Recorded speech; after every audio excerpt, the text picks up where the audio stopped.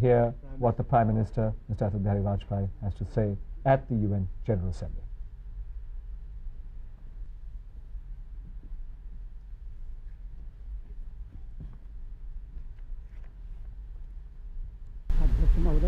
Mr. President, I congratulate you on your election as President of the 57th General Assembly. I also extend my best wishes to Secretary General Kofi Annan in this first year of his second term in office. Mr. President, 2 days ago we commemorated the first anniversary of a terrible event which focused the collective global consciousness. विश्व में एक सामूहिक चेतना जगा दी।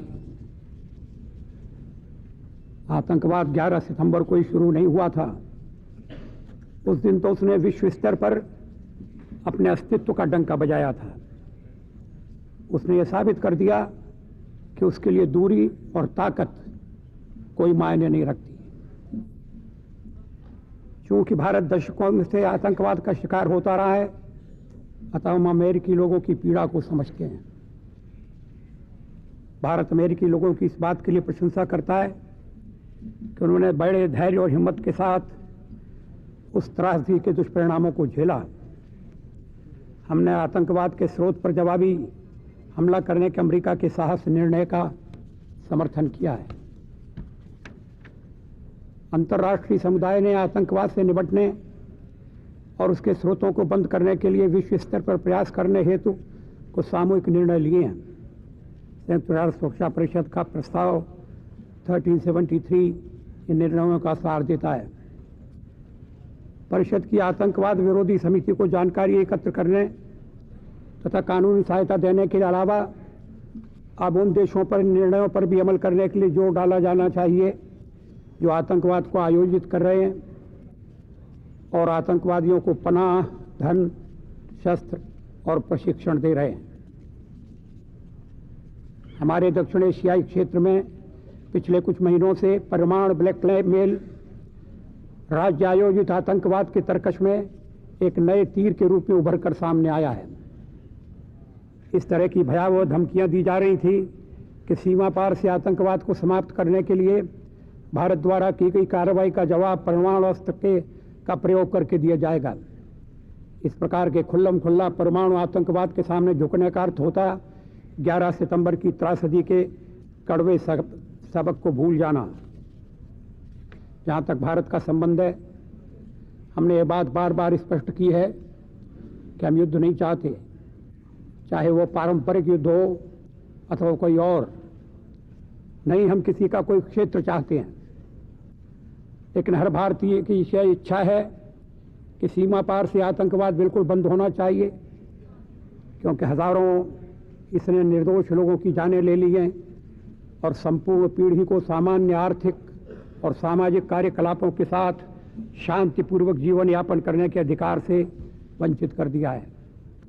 भारत में अपनी पूरी ताकत से सीमा पार के आतंकवाद को समाप्त करने के लिए दृढ़ संकल्प है। इसमें किसी को भी कोई संदेह नहीं होना चाहिए। अध्यक्ष महोदय, कल हमने इस महासभा में इस अनोखे दावे को सुना कि जम्मू व कश्मीर में मासूम नागरिकों की नृशंस हत्या करना वास्तव में आज़ादी की लड़ाई लड़ना है, और यह भी इस राज्य में होने वाले चुनाव मात्र एक दिखावा है। क्यों? क्योंकि यह चुनाव 50 सालों से चली आ रही जनमत संग्रह की मांग का विकल्प नहीं है। ये एक चालाकीपूर्ण तर्क है कि मासूमों का नरसंहार आज़ादी हासिल करने का एक उपाय है और चुनाव एक छलावा तथा दमन का प्रतीक। यदि चुनाव मात्र एक धोखा है तो पाकिस्तान की ISI के इशारे पर उम्मीदवारों की हत्या करने तथा मतदाताओं को डराने धमकाने के लिए आतंकवादियों को क्यों प्रशिक्षित किया जा रहा है और उनकी भारत में क्यों घुसपैठ कराई जा रही है? यदि पाकिस्तान आतंकवाद के खिलाफ अंतर्राष्ट्रीय सहयोग में महत्वपूर्ण भागीदारी निभाने का वादा करता है तो वो भारत के खिलाफ अपने देश की नीति के रूप में आतंकवाद का लगातार इस्तेमाल कैसे कर सकता है? आतंकवाद के खिलाफ अंतर्राष्ट्रीय गठबंधन पाकिस्तान को कैसे माफ कर सकता है जब उसके इशारे पर आत्मनिर्णय की बेतुकी व्याख्या को बढ़ावा देने हेतु हजारों नागरिकों, निर्दोष नागरिकों, जिनमें महिलाएं और बच्चे भी शामिल हैं, की हत्या की गई है। जो लोग आतंकवाद के आधार अथवा मूल के कारणों की बात करते हैं, उससे आतंकवादियों को अपने जघन्य कृत्यों पर, जैसे 11 सितंबर को अमेरिका पर अथवा 13 दिसंबर को भारतीय संसद पर किए गए हमलों की जिम्मेदारी से बचने का बहाना मिलता है। अध्यक्ष महोदय, कल हमने एक और सरासर झूठे और स्वार्थपूर्ण दावे को सुना है कि भारत में मुसलमानों और अन्य अल्पसंख्यक समुदायों को हिंदू चरमपंथियों द्वारा निशाना बनाया जा रहा है। भारत में 15 करोड़ यानी पाकिस्तान से अधिक मुसलमान रहते हैं। विश्व में दूसरा सबसे बड़ा मुस्लिम आबादी वाला देश है भारत। हमें अपने देश की बहुधर्मी स्वरूप पर गर्व है। हमारे यहाँ सभी धर्मों का समान आदर किया जाता है और धर्म के आधार पर कोई भेदभाव न करना केवल हमारी संवैधानिक बाध्यता ही नहीं है, जैसा कि पूरा विश्व जानता है, यह भारत की सभ्यता और संस्कृति का प्राण मंत्र है। अध्यक्ष महोदय, हमें यह भी स्वीकार करना होगा कि उत्तर और दक्षिण के बीच की विभाजन रेखा दिनों दिन और अधिक चौड़ी और गहरी होती जा रही है। हमारे सामने कठिन चुनौतियां हैं जिनका विश्व के सभी देशों को मिलकर मुकाबला करने के अलावा और कोई रास्ता नहीं है। पिछले दशक में हर वर्ष 1 करोड़ लोग गरीबों की श्रेणी में आ गए हैं। विश्व की 1/4 आबादी घोर गरीबी में जीवन यापन कर रही है।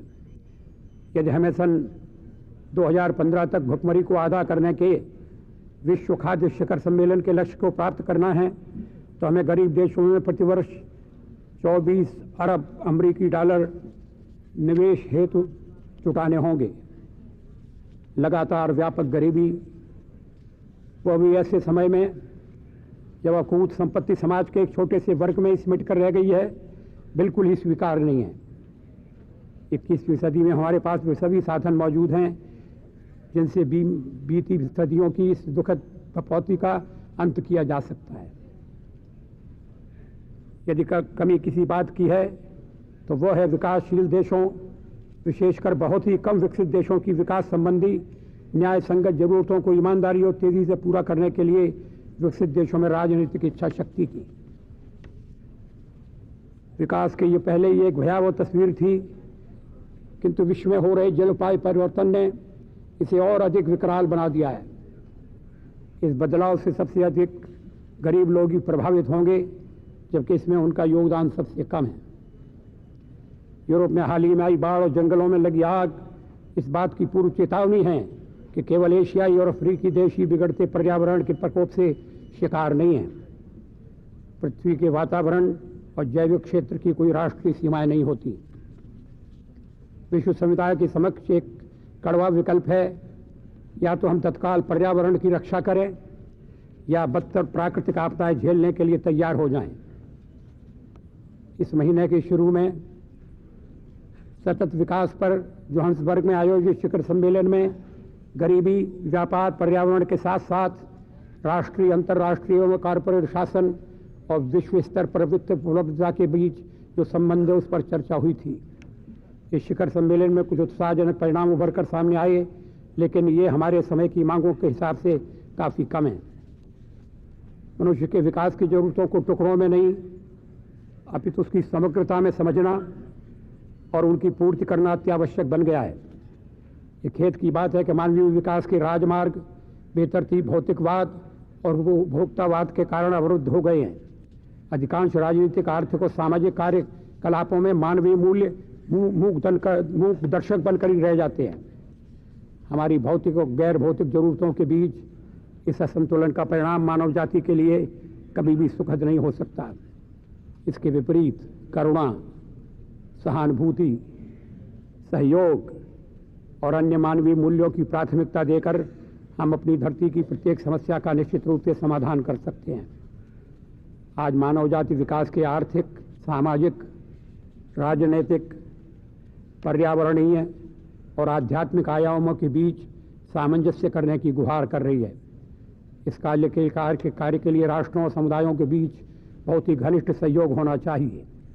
साथ ही दुनिया की प्रत्येक सांस्कृतिक और आध्यात्मिक परंपराओं की अच्छाइयों को स्वीकार करने की मानसिकता भी विकसित होनी चाहिए। इस दिशा में संयुक्त राष्ट्र संघ द्वारा नए और व्यापक प्रयास किए जाने चाहिए। अध्यक्ष महोदय, लगभग 1 वर्ष पहले इसी महासभा में और उससे 1 वर्ष पूर्व अमेरिकी कांग्रेस में मैंने भारत की ओर से विश्व स्तर पर एक व्यापक विकास संवाद कराने का प्रस्ताव रखा था। मैं आज फिर उसी प्रस्ताव को दोहरा रहा हूँ। यदि हमें विकास के लक्ष्यों को हासिल करना है, जैसा कि हमने स्वयं सन 2015 तक इन्हें प्राप्त करने का वादा किया है, तो हमें ऐसा संवाद तत्काल कराना चाहिए। अध्यक्ष महोदय, आज हम एक बार फिर ऐसे समय पर संयुक्त राष्ट्र संघ के इस मंच पर एकत्र हुए हैं जब हमारे सामने अनेक नई और विविध चुनौतियां हैं। इसलिए हमें संयुक्त राष्ट्र के चार्टर, इसके उद्देश्यों और सिद्धांतों के प्रति अपनी सामूहिक वचनबद्धता दर्शानी होगी। विशेष रूप से कमजोर और गरीब देशों में ये धारणा पनप रही है कि दूरगामी प्रभाव वाले मुद्दों पर प्राय मनमानी पूर्ण अथवा अंतर्विरोधी प्रतिक्रियाएं व्यक्त की जाती हैं। हम सभी देशों का भविष्य दांव पर लगा हुआ है। विश्व को आज चाहिए सामूहिक बहुपक्षीयवाद। दुनिया को संयुक्त राष्ट्र संघ की जरूरत है, जिसके जरिए सभी राष्ट्र एक साझे और सामूहिक उद्देश्य की प्राप्ति के लिए एकजुट होकर कार्य कर सकते हैं। विवाद तब होता है जब राष्ट्रों के अंदर तथा राष्ट्रों के बीच लोकतंत्र की मूल भावना का अभाव होता है। वास्तविक लोकतांत्रिक ढांचे के अंतर्गत हमें वैकल्पिक दृष्टिकोणों का आदर करने, विविधताओं को महत्व देने तथा लोगों की आकांक्षाओं के अनुरूप समाधान तलाशने में मदद मिलती है। भारत एक विशाल जनसंख्या तथा विविधता से परिपूर्ण राष्ट्र है। इसलिए हमारा अनुभव है कि एक संवैधानिक लोकतांत्रिक ढांचे के भीतर जटिल समस्याओं का किस तरह समाधान किया जा सकता है। विश्व के सभी देशों में इन मूल्यों की भली भांति स्थापना करने की जरूरत है, ताकि कम से कम हमारी भावी पीढ़ी को गरीबी, असहिष्णुता, रूढ़िवाद तथा मजहबी चरमपंथ से छुटकारा मिल सके। लोकतांत्रिक देश हिंसा अथवा सैन्यवादी लालसा पर आधारित विचारधाराओं से कम प्रभावित होते हैं, क्योंकि उनकी उंगलियां हमेशा बंदूक के ट्रिगर पर नहीं रहती हैं। हमें विश्व भर में लोकतंत्र के लिए खतरा उत्पन्न करने वाली उन ताकतों से सजग रहना चाहिए जो उसका विरोध करती हैं, चाहे वे रूढ़वादी राजनीतिक धर्मिता हो या कट्टरवादी मजहबी विचारधाराएं। अध्यक्ष महोदय, हम सभी लोग इन चुनौतियों से परिचित हैं। हम में से अधिकांश लोग इस बात से सहमत हैं कि स्थायी विश्व व्यवस्था शांति, सुरक्षा, सतत विकास तथा लोकतंत्र के 4 मजबूत स्तंभों पर ही टिक सकती है। हमें सुनिश्चित करना है कि इनमें से प्रत्येक स्तंभ मजबूत तथा टिकाऊ बना रहे। हम अपने सामूहिक जिम्मेदारी के प्रति सजग हैं, लेकिन इस सैद्धांतिक समझ को वास्तविक व्यवहार में लाने में अक्सर असफल रहे हैं। हमें दोबारा असफल नहीं होना चाहिए। हमारी भावी पीढ़ियां इसके लिए हमें कभी माफ़ नहीं करेंगी। धन्यवाद।